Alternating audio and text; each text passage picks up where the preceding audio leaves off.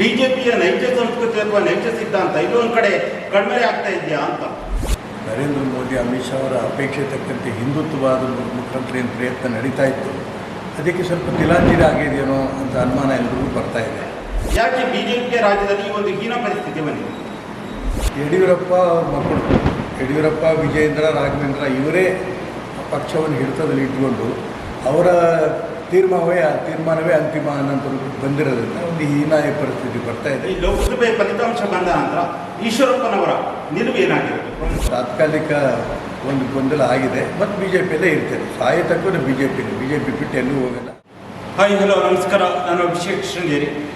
ಇವತ್ತಿನ ಈ ಒಂದು ವಿಶೇಷ ಸಂದರ್ಶನದಲ್ಲಿ ನಮ್ಮ ಜೊತೆ ಕರ್ನಾಟಕ ರಾಜ್ಯದ ಮಾಜಿ ಉಪಮುಖ್ಯಮಂತ್ರಿಗಳು ಹಾಗೆ ರಾಜ್ಯ ಮುಖಂಡರಾಗಿರುವಂತಹ ಶ್ರೀಯುತ ಕೆ ಎಸ್ ಈಶ್ವರಪ್ಪನವರು ಇದ್ದಾರೆ. ಈಶ್ವರಪ್ಪನವರ ಕಾರ್ಯಕ್ರಮಕ್ಕೆ ಆತ್ಮೀಯ ಸ್ವಾಗತ. ಸರ್, ಹೇಗಿದ್ದೀರಾ? ಸರ್, ಈಗ ಮತ್ತೊಂದು ಚುನಾವಣೆ ಬಂದಿದೆ, ವಿಧಾನ ಪರಿಷತ್ ಚುನಾವಣೆ ಬರ್ತಾ ಇದೆ. ಹೇಗಿದೆ ವಿಧಾನ ಪರಿಷತ್ ಚುನಾವಣೆಯಲ್ಲಿ ನೀವು ಈಗಾಗಲೇ ರಘುಪತಿ ಭಟ್ ಅವರಿಗೆ ಬೆಂಬಲವನ್ನು ಕೊಟ್ಟಿರುವಂಥದ್ದು, ಯಾವ ರೀತಿಯಾಗಿ ನಡೀತಿದೆ ಚುನಾವಣೆ ತಯಾರಿ? ಈಗಾಗಲೇ ಚುನಾವಣಾ ಪ್ರಚಾರ ಹೆಚ್ಚು ಕಡಿಮೆ ಮುಗಿದಿದೆ.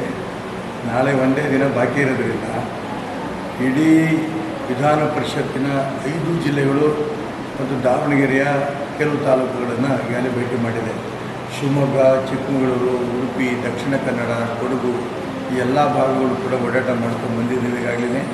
ಜೊತೆಗೆ ದಾವಣಗೆರೆ ಜಿಲ್ಲೆಯ ಚನ್ನಗಿರಿ, ಹೊನ್ನಾಳಿ ಮತ್ತು ನ್ಯಾಮತಿ ತಾಲೂಕುಗಳು ಕೂಡ ನಮ್ಮ ಎಲ್ಲ ಕಾರ್ಯಕರ್ತರು ಭೇಟಿ ಮಾಡಿ ಬಂದಿದ್ದಾರೆ. ನಮ್ಮ ನಿರೀಕ್ಷೆಗೆ ಮೀರಿ ರಘುಪತಿ ಭಟ್ ಅವರಿಗೆ ಬೆಂಬಲ ಸಿಗ್ತಾ ಇದೆ. ಅವ್ರು ಗೆಲ್ತಾರೆ, ಇದರಲ್ಲಿ ಯಾವ ಅನುಮಾನ ಕೂಡ ಇಲ್ಲ. ಸರ್, ಈಗ ಒಂದು ಚುನಾವಣೆ ಅಂತ ಬಂದಾಗ ಒಂದೊಂದು ಚುನಾವಣೆ ಒಂದೊಂದು ರೀತಿಯಲ್ಲಿ ನಡೆಯುತ್ತೆ. ಲೋಕಸಭೆ, ರಾಜ್ಯಸಭೆ ಹೀಗೆ ಬೇರೆ ಬೇರೆ ರೀತಿಯಲ್ಲಿ ನಡೆಯುವಂಥದ್ದು. ಈ ಒಂದು ಪದವೀಧರ ಕ್ಷೇತ್ರ ಚುನಾವಣೆ ಪ್ರಮುಖವಾಗಿ ಯಾವೆಲ್ಲ ವಿಚಾರಗಳನ್ನ ಇಟ್ಕೊಂಡು ಈ ಒಂದು ಚುನಾವಣೆಯನ್ನು ಎದುರಿಸ್ತಾ ಇದೆ? ರಘುಪತಿ ಭಟ್ ಅವರು ಚುನಾವಣೆ ಸ್ಪರ್ಧೆ ಮಾಡ್ತಾ ಇರೋದು ಬಹಳ ವಿಶೇಷ.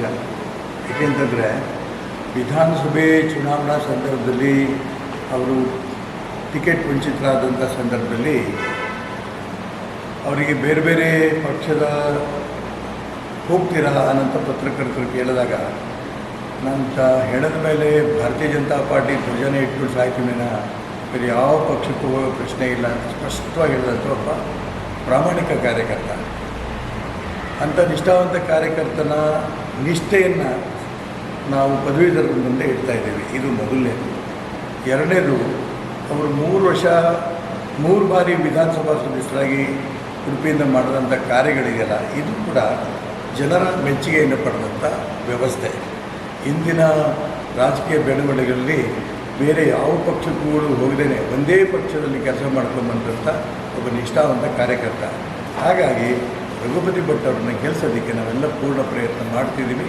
ಜನರು ರಘುಪತಿ ಭಟ್ ಅವರ ಪರವಾಗಿ ವೋಟ್ ಮಾಡ್ತಾರೆ ಅಂತ ವಿಶ್ವಾಸ ಕೂಡ ನನಗಿದೆ. ಸರ್, ಈಗ ಪ್ರಮುಖವಾಗಿ ರಘುಪತಿ ಭಟ್ ಅವರು ಈ ಬಾರಿ ಬಿಜೆಪಿಯಿಂದ ಟಿಕೆಟ್ ಆಕಾಂಕ್ಷಿಯಾಗಿದ್ದರು. ಅದಕ್ಕೆ ತಮ್ಮದೇ ಆದ ರೀತಿಯಲ್ಲಿ ಪ್ರಯತ್ನಗಳನ್ನು ಕೂಡ ಮಾಡಿದರು. ಆದರೆ ಕೊನೆಗಳಿಯಲ್ಲಿ ರಘುಪತಿ ಭಟ್ ಅವರಿಗೆ ಟಿಕೆಟ್ ತಪ್ಪಿರುವಂಥದ್ದು.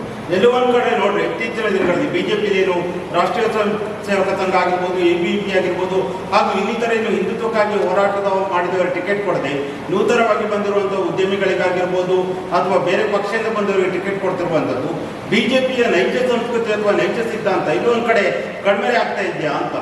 ಪದವೀಧರರು ವಿದ್ಯಾವಂತರಿದ್ದಾರೆ, ತಿಳುವಳಿಕೆಸ್ತಿದ್ದಾರೆ, ರಾಜಕೀಯ ಪ್ರಜ್ಞೆ ಇದೆ.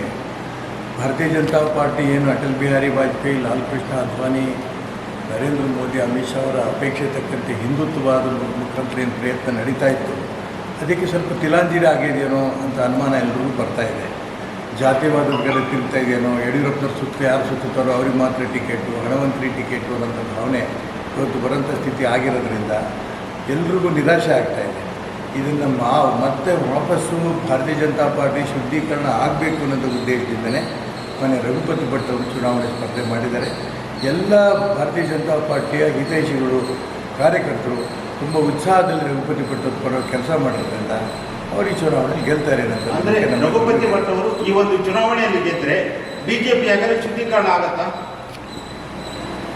ರಘುಪತಿ ಭಟ್ ಚುನಾವಣೆಯಲ್ಲಿ ಗೆದ್ದ ತಕ್ಷಣ ಶುದ್ಧೀಕರಣದ ಆರಂಭ ಆಗುತ್ತೆ, ಚರ್ಚೆ ಆಗುತ್ತೆ ಇಡೀ ಕರ್ನಾಟಕ ರಾಜ್ಯದಲ್ಲಿ. ಯಾಕೆ ಈ ರೀತಿ ಯಡಿಯೂರಪ್ಪನವ್ರು ಹಿಂದೆ ಸುತ್ತೋರಿಗೆ ಮಾತ್ರ ಟಿಕೆಟ್ಟು, ಈ ರೀತಿ ಜಾತಿವಾದದ ಜೊತೆಗೆ ಹೋದವ್ರಿಗೆ ಮಾತ್ರ ಟಿಕೆಟ್ಟು, ಯಾರು ಹಣವಂತರಿಗೆ ಟಿಕೆಟ್ಟು, ಈ ಭಾವನೆಗಳು ಇದೆಯಲ್ಲ, ಇದು ಹೋಗಬೇಕು ಅನ್ನೋಂಥ ಭಾವನೆ ಎಲ್ಲರಿಗೂ ಇರೋದ್ರಿಂದ ಈ ಚರ್ಚೆ ಶುರು ಆಗುತ್ತೆ. ಇದ್ರ ಮುಖಾಂತರ ಶುದ್ಧೀಕರಣ ಆರಂಭ ಆಗುತ್ತೆ. ಸರ್, ಈಗ ಪ್ರಮುಖವಾಗಿ ಬಿಜೆಪಿಯಲ್ಲಿ ಏನು ರಾಜ್ಯ ಬಿಜೆಪಿ ಒಂದು 4-5 ವರ್ಷಗಳ ಹಿಂದೆ ಪ್ರಬಲವಾಗಿತ್ತು, ತನ್ನದೇ ಆದ ಶಕ್ತಿಯನ್ನು ಉಂಟಾದರೆ ದಿನದಿಂದ ದಿನಕ್ಕೆ ಬಿಜೆಪಿ ತನ್ನ ಹೀನ ಸ್ಥಿತಿಯನ್ನು ತಲುಪ್ತಾ ಇದೆ. ಎಲ್ಲೋ ಒಂದು ಕಡೆ ಸಂಘಕ್ಕಾಗಿ ಅಥವಾ ಬಿಜೆಪಿ ಪಕ್ಷಕ್ಕಾಗಿ ದುಡ್ಡವ್ರನ್ನ ಸೈಡ್ಲೈನ್ ಮಾಡುವ ಕೆಲಸ ನಡೀತಾ ಇದೆ. ಯಾಕೆ ಬಿಜೆಪಿಗೆ ರಾಜ್ಯದಲ್ಲಿ ಈ ಒಂದು ಹೀನ ಪರಿಸ್ಥಿತಿ ಬಂದಿದೆ? ಭಾರತೀಯ ಜನತಾ ಪಾರ್ಟಿಯಲ್ಲಿ ಸಾಮೂಹಿಕ ನಾಯಕತ್ವ ಇತ್ತು. ಮನೆ ಡಿ ಎಸ್ ಶಂಕರಮೂರ್ತಿಯವರು, ಯಡಿಯೂರಪ್ಪನವರು, ನಾನು, ಅನಂತಕುಮಾರ್ ಅವರು, ವಿ ಎಸ್ ಆಚಾರ್ಯರು, ರಾಮಚಂದ್ರಗೌಡರು ಎಲ್ಲ ಹಿರಿಯರು ಒಟ್ಟೊಟ್ಟಿಗೆ ಕೂತು ಚರ್ಚೆ ಮಾಡಿ, ಸಾಮೂಹಿಕ ಚರ್ಚೆ ಮಾಡಿ ಸಾಮೂಹಿಕ ತೀರ್ಮಾನಗಳು ತಗೋತಾ ಇದ್ದರು. ಈಗ ಎಲ್ಲ ಹಿರಿಯ ನಾಯಕರನ್ನ ಪಕ್ಕಕ್ಕೆ ಸರಿಸಿ ಯಡಿಯೂರಪ್ಪ ಅವ್ರ ಮಕ್ಕಳು ಯಡಿಯೂರಪ್ಪ, ವಿಜಯೇಂದ್ರ, ರಾಘವೇಂದ್ರ ಇವರೇ ಪಕ್ಷವನ್ನು ಹಿಡಿತದಲ್ಲಿ ಇಟ್ಕೊಂಡು ಅವರ ತೀರ್ಮಾನವೇ ಅಂತಿಮ ಅನ್ನೋಂಥ ಬಂದಿರೋದ್ರಿಂದ ಒಂದು ಹೀನಾಯ ಪರಿಸ್ಥಿತಿ ಬರ್ತಾ ಇದೆ. ಇದನ್ನು ಬದಲು ಮಾಡೋಕ್ಕೆ ದಿಕ್ಕಲ್ಲಿ ಎಲ್ಲ ಪ್ರಯತ್ನ ನಡೀತಾ ಇದೆ. ಸರ್, ಈಗ ಪ್ರಮುಖವಾಗಿ ಲೋಕಸಭೆ ಚುನಾವಣೆಯಲ್ಲಿ ನೀವು ಸ್ಪರ್ಧೆ ಮಾಡಿದ್ರಿ. ಈ ಲೋಕಸಭೆ ಫಲಿತಾಂಶ ಬಂದ ನಂತರ ಈಶ್ವರಪ್ಪನವರ ನಿಲುವು ಏನಾಗಿರುತ್ತೆ? ಪ್ರಮುಖವಾಗಿ ನಿಲುವು ವ್ಯತ್ಯಾಸ ಇಲ್ಲ. ಭಾರತೀಯ ಜನತಾ ಪಾರ್ಟಿಯಲ್ಲಿ ರಾಜಕಾರಣ ಶುರು ಮಾಡಿದ್ದು ಪದವೀಧರ ಆದ ನಂತರ ಇಲ್ಲಿ ತನಕ ಬಿ ಜೆ ಪಿಲಿದ್ದೇನೆ. ಬಿ ಜೆ ಪಿ ನನ್ನ ತಾಯಿ ಸ್ಥಾನದಲ್ಲಿದ್ದೇನೆ. ಇದು ತಾತ್ಕಾಲಿಕ ಒಂದು ಗೊಂದಲ ಆಗಿದೆ ಮತ್ತು ಬಿ ಜೆ ಪಿಯಲ್ಲೇ ಇರ್ತೇನೆ. ಸಾಯತಕ್ಕೂ ಬಿ ಜೆ ಪಿ ಬಿಟ್ಟು ಎಲ್ಲೂ ಹೋಗಲ್ಲ. ರಾಜಕೀಯ ಪರಿಸ್ಥಿತಿಯಲ್ಲಿ ಭಾರತೀಯ ಜನತಾ ಪಾರ್ಟಿಗೆ ನನ್ನ ಉಸಿರು ಜೊತೆಗೆ ನನ್ನ ಮನ ಇದೆ. ಲೋಕಸಭೆ ಚುನಾವಣೆಯನ್ನು ಫಲಿತಾಂಶಕ್ಕೆ ಇನ್ನೇನು 2-3 ದಿನಗಳು ಮಾತ್ರ ಬಾಕಿ ಉಳಿದಿರುವ ಈ ಹಿನ್ನೆಲೆಯಲ್ಲಿ ಕೇಳ್ತೇನೆ, ಏನು ಫಲಿತಾಂಶ ಬಂದ ನಂತರ ರಾಜ್ಯ ಬಿಜೆಪಿಯಲ್ಲಿ ಏನಾದರೂ ಬದಲಾವಣೆಯ ಗಾಳಿ ಬೀಸುವ ಸಾಧ್ಯತೆ ಇದೆಯಾ? ಭಾರತೀಯ ಜನತಾ ಪಾರ್ಟಿ ಬದಲಾವಣೆ ಆಗುತ್ತೆ ಇಲ್ಲ ಅನ್ನೋಂಥ ತೀರ್ಮಾನ ತಗೊಂಡು ನಾನಲ್ಲ, ಕೇಂದ್ರ ನಾಯಕರು ಈ ದಿಕ್ಕಲ್ಲಿ ಯೋಚನೆ ಮಾಡ್ತಾ ಇದ್ದಾರೆ ಅಂತ ನಾನು ಭಾವಿಸ್ತೇನೆ. ಬದಲಾವಣೆ ಆದರೆ ರಾಜ್ಯದ ಹಿತದೃಷ್ಟಿಯಿಂದ ಒಳ್ಳೆಯದು ಅನ್ನೋಂಥ ಅಂಶವನ್ನು ಕೂಡ ನನ್ನಂತೆ ಅನೇಕ ನೊಂದ ಕಾರ್ಯಕರ್ತರು ಇಡೀ ಕರ್ನಾಟಕದಲ್ಲಿ ಹೇಳಕ್ಕೆ ಇಷ್ಟಪಡ್ತಾ ಇದ್ದಾರೆ. ಬದಲಾವಣೆ ಆಗಬೇಕು ನಮ್ಮ ಅಪೇಕ್ಷೆ. ಸರ್, ಈಗ ಪ್ರಮುಖವಾಗಿ ಏನು ಪಕ್ಷೇತರ ಅಭ್ಯರ್ಥಿಗೆ ರಘುಪತಿ ಭಟ್ ಅವರು ಈ ಬಾರಿ ವಿಧಾನ ಪರಿಷತ್ ಚುನಾವಣೆಗೆ ಏನು ನಿಂತಿರುವಂಥದ್ದು, ಅವರು ತಮ್ಮದೇ ಆದ ರೀತಿಯಲ್ಲಿ ಹೋರಾಟವನ್ನು ಮಾಡ್ತಾ ಇದ್ದಾರೆ. ಈ ಹಿನ್ನೆಲೆಯಲ್ಲಿ ರಘುಪತಿ ಭಟ್ ಅವರಿಗೆ ಯಾಕೆ ಪದವೀಧರರು ಮತ ಹಾಕ್ತಾರೆ? ರಘುಪತಿ ಭಟ್ ಒಬ್ಬ ನಿಷ್ಠಾವಂತ ಕಾರ್ಯಕರ್ತ. ಆ ಪಕ್ಷಕ್ಕೆ ಈ ಪಕ್ಷಕ್ಕೆ ಹಾರಾಟ ಮಾಡೋಂಥ ವ್ಯಕ್ತಿ ಅಲ್ಲ, ಪ್ರಾಮಾಣಿಕ ಕಾರ್ಯಕರ್ತ. ಒಮ್ಮೆ ಏನು ತೀರ್ಮಾನ ತಗೊಂಡ್ರು ಅದು ದೃಢ ನಿರ್ಧಾರ ತಗೊಂಡು ಮುಂದುವರಿತಾರೆ. ರಾಷ್ಟ್ರೀಯವಾದಿ, ಎಂದೂ ಕೂಡ ಜಾತೀಯತೆಯನ್ನು ಮಾಡೋದಂಥ ವ್ಯಕ್ತಿ ಅಲ್ಲ. ಸಾಮಾನ್ಯ ಕಾರ್ಯಕರ್ತರ ಮಧ್ಯೆ ಬೆಳೆದು ಬಂದಂಥ ವ್ಯಕ್ತಿ, ಸಾಮಾನ್ಯರಿಗೆ ಆರಾಮ ಸಿಗೋಂಥ ವ್ಯಕ್ತಿ. ಹೀಗೆ ಸಾಮಾನ್ಯರಲ್ಲಿ ಸಾಮಾನ್ಯ ರಘುಪತಿ ಭಟ್ನ ಸ್ವಾಭಾವಿಕವಾಗಿ ಪದವೀಧರರು ಇಷ್ಟಪಡ್ತಾರೆ. ಈ ನಂಬಿಕೆ ನನಗಿದೆ. ಸರ್, ಈಗ ರಾಜ್ಯ ಸರ್ಕಾರದ ಓರ್ವ ಸಚಿವರ ವಿರುದ್ಧ ಒಂದು ಗಂಭೀರವಾದ ಭ್ರಷ್ಟಾಚಾರದ ಆರೋಪ ಬಂದಿದೆ. ಏನು ಕೋಟ್ಯಾಂತರ ರೂಪಾಯಿ ಹಗರಣ ನಡೆದಿಲ್ಲ ಆರೋಪ. ಆದರೆ ಎಲ್ಲೋ ಒಂದು ಕಡೆ ನೋಡಿದ್ರೆ ಈ ಹಿಂದೆ ಹೋರಾಟಗಳು ಮಾಡ್ತಾ ಇದ್ರು, ತಾಲೂಕು ಆಗಿರ್ಬೋದು, ಜಿಲ್ಲಾ, ರಾಜ್ಯ ಮಟ್ಟದಲ್ಲಿ ಹೋರಾಟಗಳನ್ನ ಮಾಡ್ತಾ ಇದ್ರು. ಈ ರೀತಿ ಹಗರಣಗಳು ಬಂದಾಗ ಸಚಿವನ ರಾಜೀನಾಮೆ ಒತ್ತಾಯವನ್ನು ಮಾಡ್ತಾರೆ. ಆದರೆ ಈ ಒಂದು ಹಗರಣದಲ್ಲಿ ಸಚಿವನ ಹೆಸರನ್ನು ಕೇಳಿ ಬಂದಿದೆ. ಈ ವಿಚಾರದಲ್ಲಿ ತಾಲೂಕು ಮಟ್ಟದಲ್ಲಾಗಲಿ, ಜಿಲ್ಲಾ ಮಟ್ಟ, ರಾಜ್ಯ ಎಲ್ಲೂ ಕೂಡ ಹೋರಾಟಗಳು ನಡೀತಾ ಇಲ್ಲ. ಯಾವುದೂ ಬಿಜೆಪಿಯ ಒಬ್ಬಿಬ್ಬರು ನಾಯಕರುಗಳೇ ಹೇಳಿಕೆಗಳನ್ನ ಮಾತ್ರ ಕೊಡ್ತಾ ಇದ್ದಾರೆ. ಅಂದರೆ ಈ ಒಂದು ಭ್ರಷ್ಟಾಚಾರದ ವಿರುದ್ಧ ಹೋರಾಟ ಮಾಡುವಲ್ಲಿಯೂ ಕೂಡ ಬಿಜೆಪಿ ವಿಫಲವಾಗ್ತಾ ಇದೆಯಾ ಅಂತ ರಾಜ್ಯದಲ್ಲಿ ಪಕ್ಷದ ನಾಯಕರು ಹೇಳಿದ್ದಾರೆ. ಆದರೆ ಹೋರಾಟ ಮಾಡೋದು ಬಿಡೋದು ಅನಂತರ. ರಾಜ್ಯದ ಮುಖ್ಯಮಂತ್ರಿಗಳಾದ ಸಿದ್ದರಾಮಯ್ಯನವರು ಬೇರೆ ಬೇರೆ ವಿಚಾರಗಳಿಗೆ ಸಣ್ಣ ವಿಚಾರ, ಉದಾಹರಣೆ ನನ್ನ ಮೇಲೆ ಆಪಾದನೆ ಬಂದಾಗ ದೊಡ್ಡ ಮೆರವಣಿಗೆ ತೆಗೆದ್ರು, ಹೋರಾಟ ಮಾಡಿದ್ರು. ವಿರೋಧ ಪಕ್ಷ ನಾಯಕರಾಗಿದ್ದಂಥ ಸಂದರ್ಭದಲ್ಲಿ ನಾನು ಯಾರ ಗಮನಕ್ಕೆ ತರದೆ ರಾಜೀನಾಮೆ ಅವತ್ತು ಕೊಟ್ಟೆ. ಅವತ್ತು ಹೋರಾಟ ಮಾಡಿದಂಥ ಸಿದ್ದರಾಮಯ್ಯನವರು ಈಗಾಕೆ ತನ್ನ ಸಚಿವ ಸಂಪುಟದಲ್ಲಿರುವಂಥ ವ್ಯಕ್ತಿಗೆ ಬಂದಂಥ ಆಪಾದನೆ ಮೇಲೆ ರಾಜೀನಾಮೆ ತಗೋತೀರ? ಯಾವ ರೀತಿ ನನ್ನ ಮೇಲೆ ಆಪಾದನೆ ಬಂದ ನಾನು ರಾಜೀನಾಮೆ ಕೊಟ್ಟೆ, ತನಿಖೆ ಆದ ನಂತರ ಪೂರ್ಣ ನಿರ್ದೋಷಿ ಅಂತ ತೀರ್ಮಾನ ಆದ ನಂತರ ಇವರನ್ನು ನಿರ್ದೋಷಿ ಆದರೆ ಅವ್ರು ಮತ್ತೆ ಕ್ಯಾಬಿನೆಟ್ ತೊಗೊಳ್ಳಿ ಬೇಡ ಅನ್ನೋದು. ಆದರೆ ಇವತ್ತು ರಾಜ್ಯ ಸರ್ಕಾರ ನೇರವಾಗಿ ಭ್ರಷ್ಟರಿಗೆ ಬೆಂಬಲ ಕೊಡ್ತಾ ಇದೆ ಅನ್ನೋಂಥ ಭಾವನೆ ಬರ್ತಾ ಇದೆ. ಇದನ್ನು ರಾಜ್ಯದ ಜನ ಗಮನಿಸ್ತಿದ್ದಾರೆ. ಯಾವ ಮಂತ್ರಿ ಅವ್ರ ಮೇಲೆ ನೇರ ಆಪಾದನೆ, ಯಾರು ತೀರೋಗಿದ್ದಾರೆ, ಅವ್ರು ಯಾರು ಮೃತಪಟ್ಟಿದ್ದಾರೆ, ಅವ್ರು ಹೇಳಿದ್ದಾರೆ ಮಂತ್ರಿಯ ಮೌಖಿಕ ಆಧಾರದ ಮೇಲೆ ನಾನು ಮಾಡಿದ್ದೀನಿ ಅಂತ. ಹಾಗಾಗಿ ಇದು ನೇರವಾಗಿ ಮಂತ್ರಿ ಮೇಲೆ ಆಪಾದನೆ ಬಂದಿರಿದ್ದಾರೆ. ಆ ಮಂತ್ರಿ ರಾಜೀನಾಮೆ ಕೊಡೋದು ಸೂಕ್ತ. ಇಲ್ಲ ಅಂತಂದರೆ ಸಿ ಬಿ ಐಗಾರು ಕೊಡಲೇಬೇಕು, ಬೇರೆ ದಾರಿ ಇಲ್ಲ. ಸರ್, ಈಗ ಪ್ರಮುಖವಾಗಿ ಬಿಜೆಪಿ ಒಂದು ಕೇಡರ್ ಬೇಸ್ ಪಕ್ಷ, ತನ್ನದೇ ಸಂಘಟನೆ, ತನ್ನ ವಿದ್ಯಾರ್ಥಿಗಳ ಪ್ರತಿಯೊಂದು ಹೊಂದಿರುವುದು. ಆದರೆ ಇತ್ತೀಚಿನ ದಿನಗಳಲ್ಲಿ ರಾಜ್ಯ ಬಿಜೆಪಿ ಸಂಪೂರ್ಣವಾಗಿ ಒಂದು ಕುಟುಂಬದ ಹಿಡಿತಕ್ಕೆ ಹೋಗಬೇಕು ಅಂತ. ಯಾಕೆ ಬಿಜೆಪಿಗೆ ಈ ಒಂದು ಹೀನ ಪರಿಸ್ಥಿತಿ ಬಂದಿದೆ ರಾಜ್ಯದಲ್ಲಿ? ಕುಟುಂಬದ ಹಿಡಿತಕ್ಕೆ ಹೋಗೋ ಕಾರಣ ಅಪ್ಪ ಮಕ್ಕಳ ಕೈಲಿ ಭಾರತೀಯ ಜನತಾ ಪಾರ್ಟಿ ಹೋಗಿದೆ ಅನ್ನೋ ಕಾರಣಕ್ಕೇ ನಾನು ಇವತ್ತು ಹೊರಗೆ ಬಂದು ಪಕ್ಷೇತರವಾಗಿ ಸ್ಪರ್ಧೆ ಮಾಡಿರೋದು. ಕೇಂದ್ರ ನಾಯಕರಿಗೂ ಗಮನಕ್ಕೆ ತಂದಿದ್ದೇನೆ. ಹೀನಾಯ ಸ್ಥಿತಿ ಬಂದಿರೋದು ನಿಜ.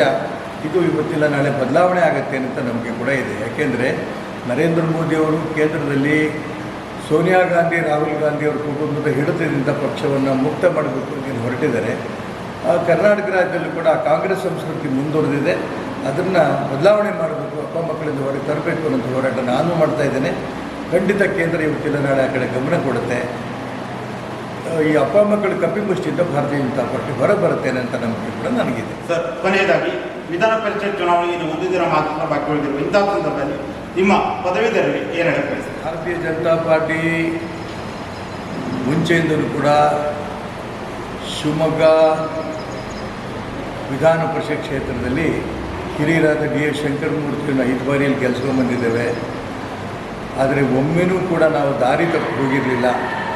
ಬಟ್ ಈಗಿನ ಅಭ್ಯರ್ಥಿ ಧನಂಜಯ ಸರ್ಜಿಯವರು ಡಾಕ್ಟ್ರು ಬಹಳ ಗುಂಡು ಪಾರ್ಟಿಗಳು ಮಾಡಿಕೊಂಡು ಮತದಾರನ ದಾರಿ ತಪ್ಪಿಸ್ತಾ ಇರೋದು ನೋಡಿದ್ರೆ ತುಂಬ ನೋವಾಗ್ತಾ ಇದೆ. ಭಾರತೀಯ ಜನತಾ ಪಾರ್ಟಿಗೆ ಇಂಥ ಸ್ಥಿತಿ ಬಂತಲ್ಲಪ್ಪ ಅಂತ ನನಗೂ ನೋವಿದೆ.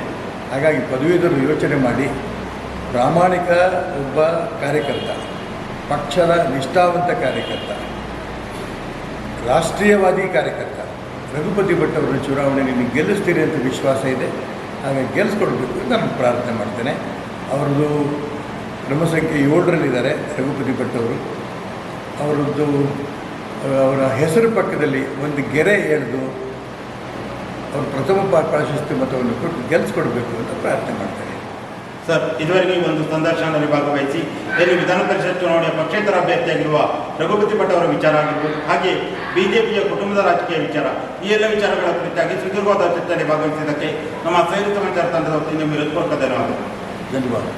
ನೋಡುತ್ತಿರೋಣ ವೀಕ್ಷಕರೇ, ಇದು ಕರ್ನಾಟಕ ರಾಜ್ಯದ ಮಾಜಿ ಉಪಮುಖ್ಯಮಂತ್ರಿಗಳಾಗಿರುವ ಶ್ರೀಯುತ KS ಈಶ್ವರಪ್ಪ ಅವರ ಜೊತೆಗಿನ ವಿಶೇಷ ಸಂದರ್ಶನ. ಮುಂದಿನ ವಾರ ಇನ್ನೊಬ್ಬ ವಿಶೇಷ ಅತಿಥಿ ಜೊತೆ ನಿಮ್ಮ ಮುಂದೆ ಬರ್ತೀನಿ. ನಮಸ್ಕಾರ.